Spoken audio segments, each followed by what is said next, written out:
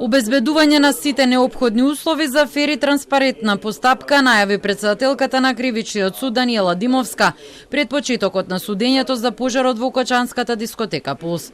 Предвидено е рочишта да има 2 пати неделно, а првото е закажано за 19 ноември.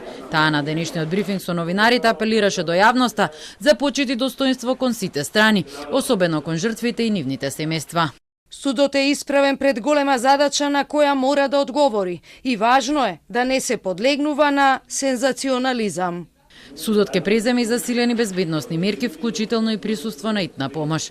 Државниот јавен обвинител Љупчо Куцевски информираше дека тимот е проширен на 15 обвинители и нема од нивна страна да има одложување на рочиштата. Сите обвинители ќе бидат присутни на првото судење, а потоа на следните во зависност од потребата. Доказниот материјал е обемен, но нагласи дека постапката ќе биде ефикасна и фер.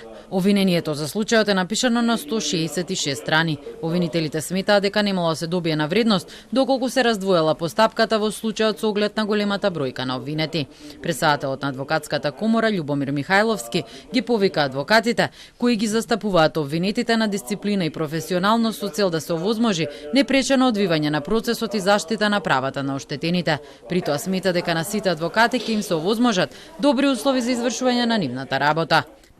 Овде во оваа судница во Идризово за неколку дена, односно в среда, ќе започне судењето за пожарот во Кочанската дискотека Пулс. На обвинителна клупа тука ќе седнат 34 обвинети, а се гонат и 3 фирми.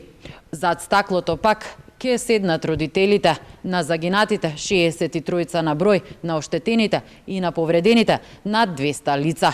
Ова ќе биде еден од најголемите и најкомплицираните судски процеси со кои што се соочила државата. Судиката Дијана Груевска-Илиевска ќе ја дели правдата. Како втор член на судечкиот совет ќе постапува судијата Ахмет Идризи. За тешки дела против општата сигурност се гонат собственикот на Пулс, неговиот син и брат, како инспектори, поранешни градоначалници, министри, директори на ДЗС, државни службеници и членови на обезбедување. Се очекува на првото рочиште да се спои постапката со предметот против Александар Нацев, вистинскиот собственик на агенцијата Рубикон, која вечерта кога се случи несреќата ја обезбедуваше дискотеката.